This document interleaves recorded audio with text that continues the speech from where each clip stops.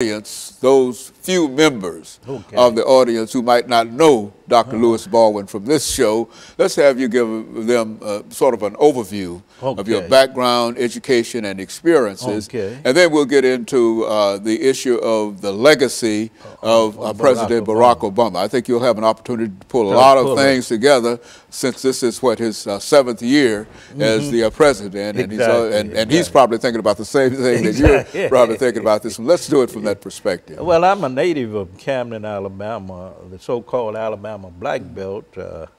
I attended the public schools of Camden, Alabama, Wilcox County, graduated from Camden Academy High School in 1967, and I then matriculated at Talladega College in Talladega, Alabama, which is historically black college, graduating in 1971 with a BA in history.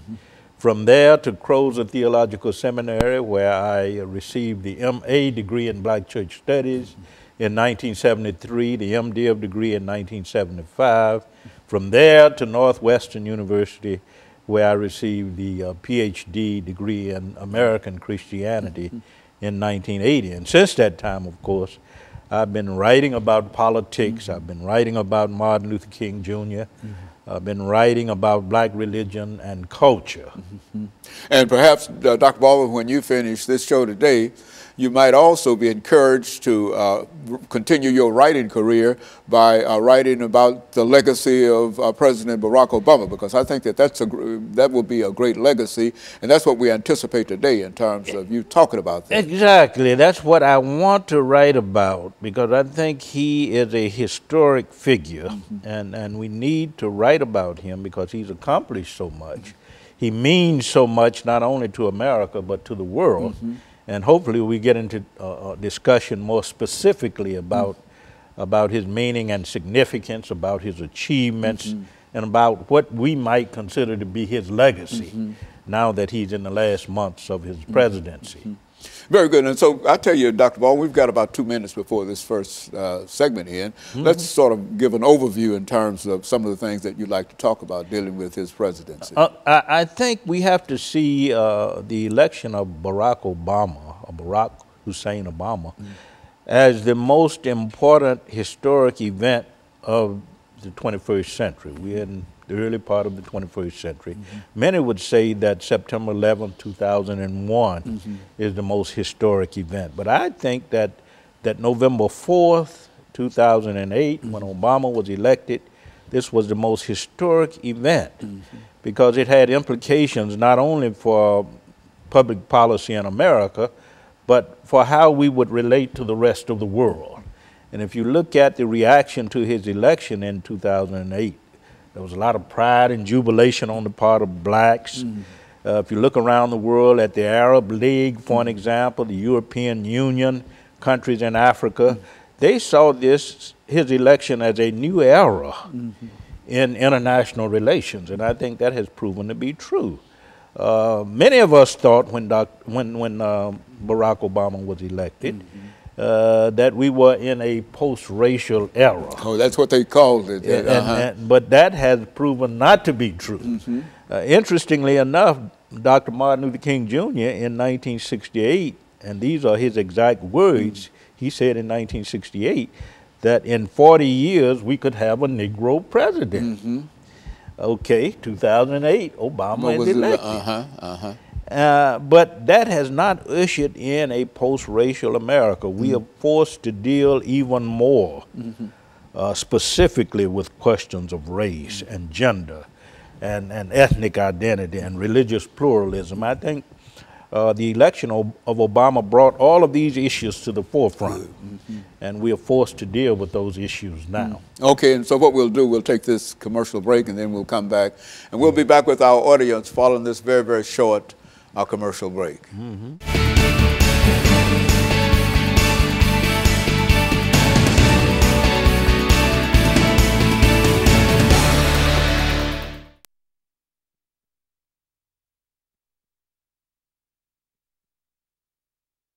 Seconds too soon. Good, there you go. Now this is an 8-minute segment. Okay. This is his achievements. Yeah, that's good. That's good to have all of those in one spot. Yes, exactly. So what did Obama do? Well, he did. That's what I like. Yeah. How's the weather out there? Is it still? Oh man, it's hot out there. Yeah, that's what I figured. I wanted to go fishing, but I'm not going to be able to do that this evening. You a fisherman? Oh man. Oh no. Do a lot of fishing. Man. Oh yeah, you do. Marlbone Lake, Old Hickory Lake. Oh yeah. Yeah. Old Hickory Dam. Do you ever catch anything? Oh yeah. A lot of cat and brim and. Oh yeah. And bass. Yeah. So you're a real fisherman. Crappie. Oh, absolutely. Oh man, I know my experience with fishing was going out way out in the woods with my uncle. I see. And he decided that he will not leave until he used all the baits. And then he's up there on that end fishing, and I'm on this end throwing in the baits. I see. So I was ready to go, yeah. But yeah, I used to go out and I used to stay all day long, go early in the morning. That's what and come in late at night. Late at night. That's right. I go up to Marlbone Lake in Ashland City. It's sort of up in the mountains, and deer will come stand right by you. Of course, there are a lot of snakes up there. 30 seconds. This is the second segment, right?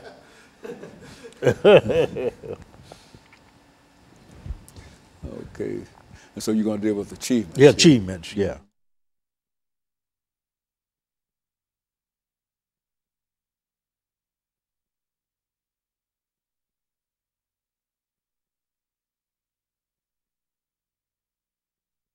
Thank you and welcome back to the second segment of the show for today. We're talking to Dr. Lewis Baldwin from Vanderbilt University, and the topic is the legacy of President Barack Obama. Now, Dr. Baldwin, before we had our first commercial break, I think we promised that we'll give you an opportunity to talk about President Obama from the position of some of his achievements during his presidency. Exactly. Let's talk about I mentioned earlier that the election of Obama was probably the most historic event in this 21st century. We are early into this century. But right after he was elected in 2009, he signed the Lilly Ledbetter Fair Pay Act, which of course guaranteed the right of women to sue for pay equity.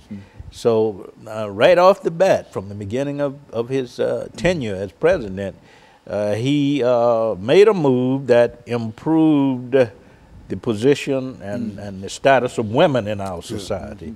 In 2010, of course, he came up with the Affordable Health Care, Affordable Care Act, Obamacare, which was designed to provide low-cost, affordable, quality health care for all Americans. So he moved us along the course of universal health care. And you know from our previous conversations that Dr. King had always said, Martin Luther King Jr., that in order to become the true expression of the American dream, we had to provide universal health care for all people. And Obama made that move with the Affordable Care Act. And of course, later, of course, he came up with the Iran nuclear deal, which was designed to prevent Iran from coming up with a nuclear weapon. Comprehensive investigations, inspections to make sure that Iran did not have a nuclear weapon. And recently, of course, he's done a lot in terms of reestablishing diplomatic relations with Cuba. Him and his wife in March of this year went to Cuba, and he made it clear that he's interested in engaging and empowering the Cuban people, moving them toward democracy, toward prosperity, toward a stable nation. So he's made contributions in that area as well. In terms of the LGBT community, as you well know, a lot is being said now about the LGBT community. President Obama passed a number of pieces of legislation to prevent hate crime. Okay, good. Not only on the basis of race, but on the basis of gender and sex orientation. He repealed the Don't Ask, Don't Tell legislation. So he's been active in that regard as well. He's done a lot in terms of advancing the freedoms of not only black people, but LGBT people, Muslim people, people of other racial and ethnic backgrounds. I think he's done more than any other president in my lifetime to advance the freedoms of various peoples in our society, ethnic groups, racial groups, religious groups, etc.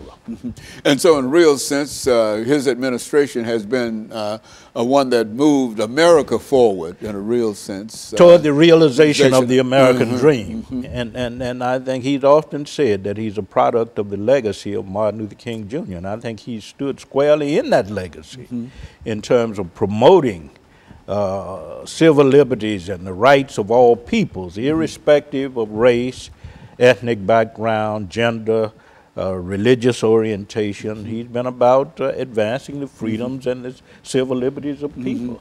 You know, I'm glad you said that, Dr. Baldwin, because when you look at what is going on around the world today, you find that there is still a great need in terms of having a person with the sensitivity of a Barack Obama in the White House. And so while he might be leaving, we can still look at some of the things that he was able to accomplish and recognize that there's quite a bit to build on. Exactly, not only on the domestic level, but on the global level. I think Obama, more than any other president in recent times, has been able to engage the challenges of globalization. And globalization has put certain demands on us in terms of how we relate to other countries, in terms of how we relate to peoples of different ethnic and racial and national backgrounds. And I think he's been able to engage the process of globalization on those levels. As well as the environment. That's one of the things that I think about all the time when you talk about globalization and et cetera. This whole idea of climate change and climate warming and et cetera. He's been quite active in that. Getting together with nations like China and other nations to address the issues of climate change and other issues